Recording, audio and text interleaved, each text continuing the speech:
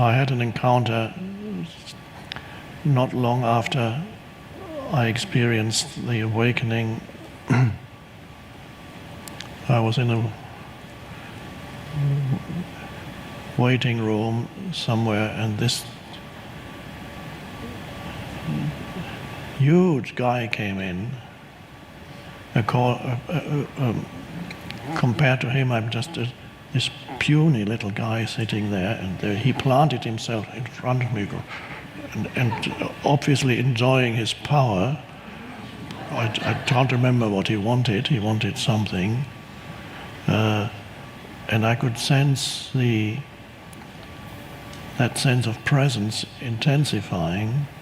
And I just looked, and he said a few things, and suddenly he became extremely disconcerted, because there was no attempt on my part to put up any kind of defense or compete in any way. And he got deflated like a balloon and didn't know what to say or do anymore. That's an interesting phenomenon. So the important thing for you is, in any situation, be in touch with that inherent power of presence, because ultimately that is the power of now.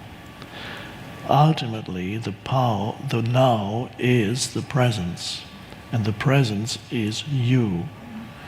So, and ultimately, you are, in its deepest sense, you are the now, because the now is the presence, and this is why I speak of the power of now. The power of now is also the power of you, and not the personal you, but the you that remains and never was not connected, and always is connected, and always is an intrinsic part of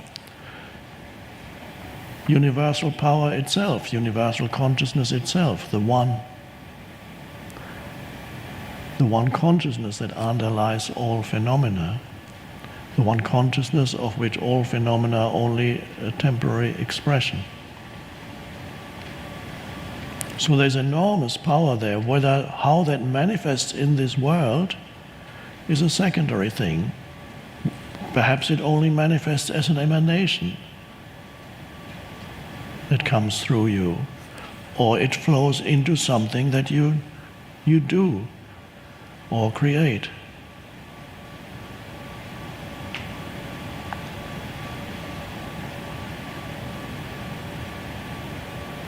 And it's a great thing to feel that power, which is not comparative, because you know that everybody else is also a temporary expression of that inherent power, although most people don't know it.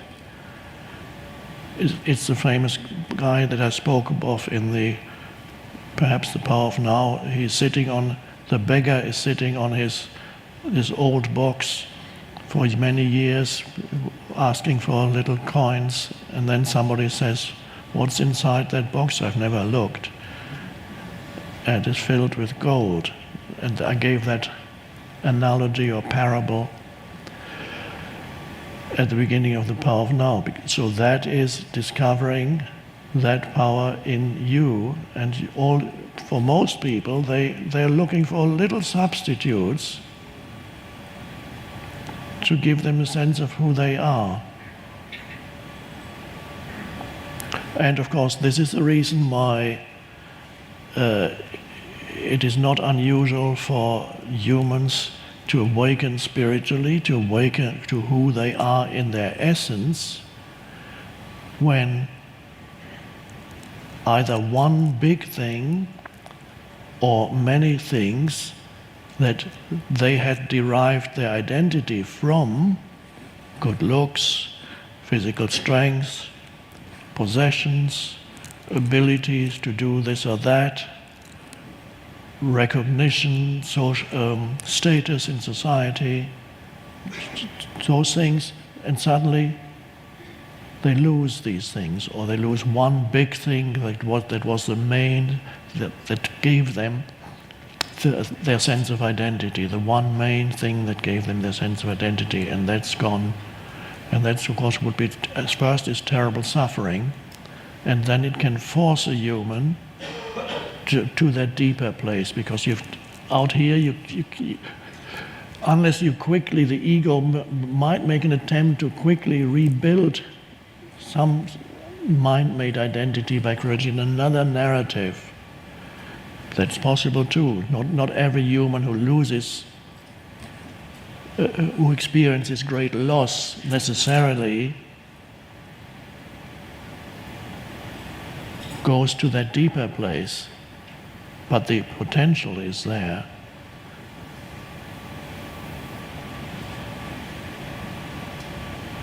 So it could be a sports person who is great, who is great master of some sports, and then he or she has an accident, can never participate in that activity again, and that gave him or her the sense of identity. It at first leads to terrible suffering. And then potentially there is a deepening there. And the essence, then you are forced into your essence.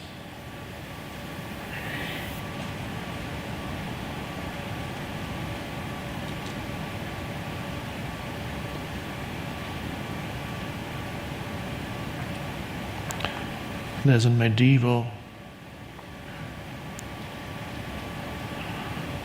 image of Fortuna. Fortuna is the goddess of good luck or fortune. It goes back to Roman times.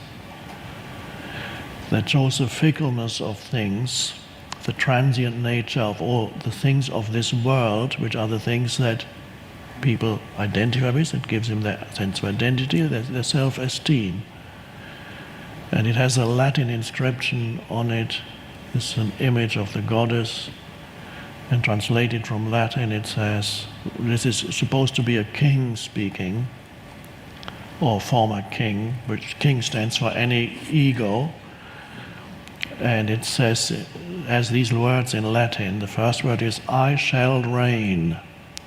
The next word says, I reign. To reign, to reign a kingdom. I shall reign. I reign. I have reigned. I have lost the kingdom. The normal sequence of events.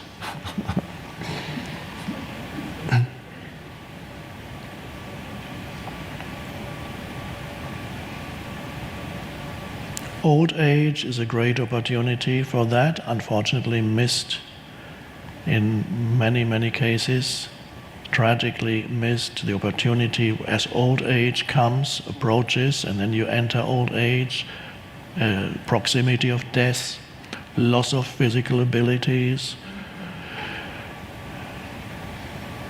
of social status, retired, who am I when I no longer have that title, my work. All these things are great opportunities for going deeper. And what we are attempting to do now is getting as many books and other material out to old people's homes everywhere, and also hospices and hospitals and so on. Because those are great places where spiritual transformation could happen.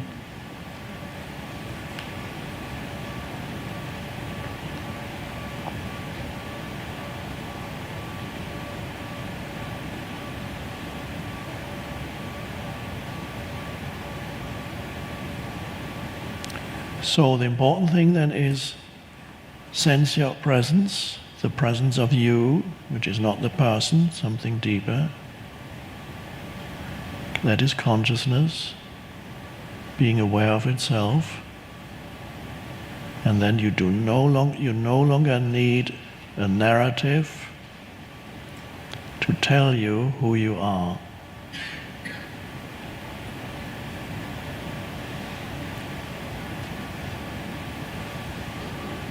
Free of that conceptual sense of self.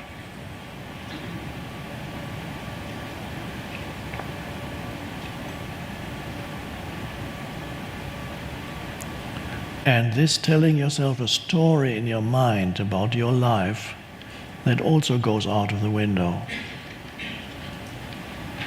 My life. This is what it has come to.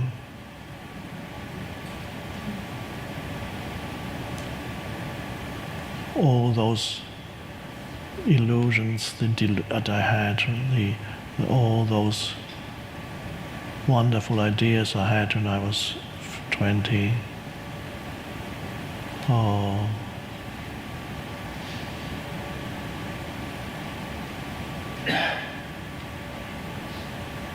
Now you may well still be at the peak of your success, worldly success, and that's fine. Why not enjoy it? It's not who you are, so you better go into the presence because it doesn't last.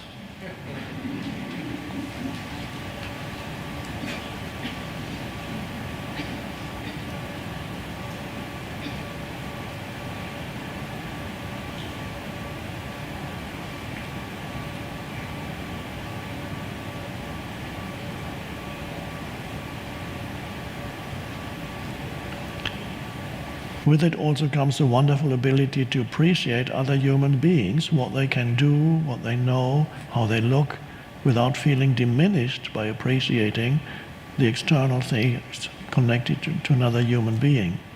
The ego can't do that. Because if the ego appreciates something, it might pretend because it wants something from you, but if the ego appreciates something, it feels diminished. If you meet somebody who obviously looks so much better than you, and the ego feels diminished by that. So sometimes it tries to say something critical about that person in order to restore the injured sense of self. It's absurd, but that's how it works. But when you come from presence, you can look at a beautiful form of a human being and appreciate that and feel it's so beautiful. Or the achievements of another human being, to appreciate their achievements. Great, what wonderful things that this person can do, it's so wonderful. I would never be able to do that.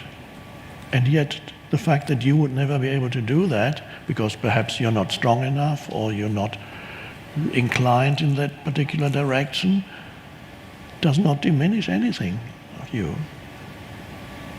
So the appreciation of others then comes in, and it's a lovely thing. I even appreciate when I occasionally see people getting into their Ferrari, and of course usually their ego is walking with them, and so the car, and usually it's red color just to make sure that everybody notices. And I love that thing too. It's a beautiful thing that somebody built, and okay, and this ego is enjoying himself. That's okay.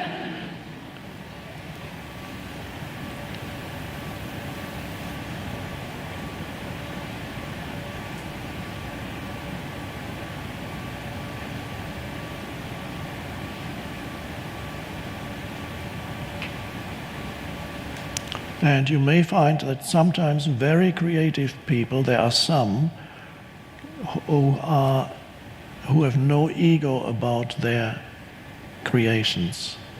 They do not derive their identity from what they create. Others have fairly big egos, that happens too. I believe the greatest creators in this world don't have an ego about that. Maybe they have it somewhere else, but not around that. And that sometimes means that they continue to be creative.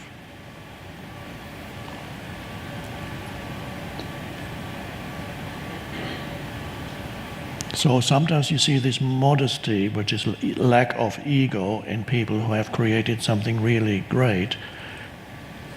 Composers, poets, even some scientists, like Einstein, never developed an ego around what he came up with, the incredible realization about space and time. But he never developed this ego as I created that. There was relatively little conceptual self.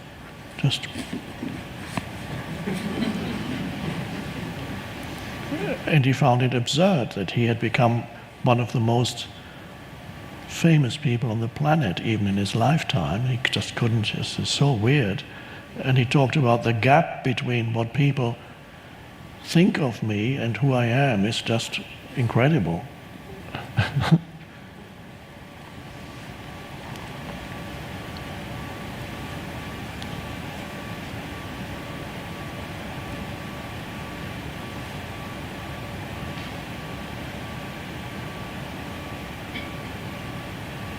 And by the way, that's the last thing, that's also the place where you can manifest out of the power of presence. If that presence, if you're linked into that presence, see what the universe wants to, because that presence is the presence of consciousness. Does it want to create something through you? Perhaps it does. But in that presence, everything is already present in an undifferentiated state. So whatever it is that you create externally is like the diluted form of something that in its essence, its concentrated non-form is already there in you. So whatever you can possibly create is already present on some level, on a deeper level.